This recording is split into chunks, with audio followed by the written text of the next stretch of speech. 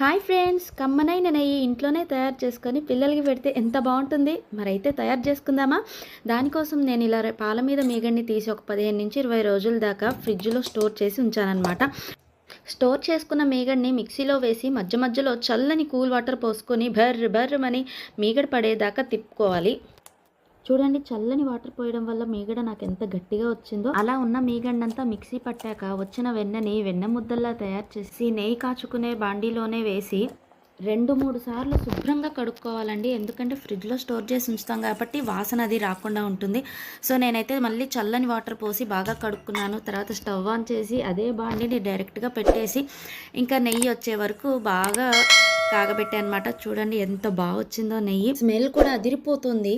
నేను తీసుకున్న మీగడికి నాకు 1/2 కేజీ పైగానే నెయ్యి వచ్చింది. ఇంకా లాస్ట్లో వచ్చే గోదావరి అంటే మా పిల్లలకి చాలా ఇష్టం. వాళ్ళ కోసం ఇలాగ 2 గిన్నెల్లో షేర్ చేసి ఇచ్చానమాట.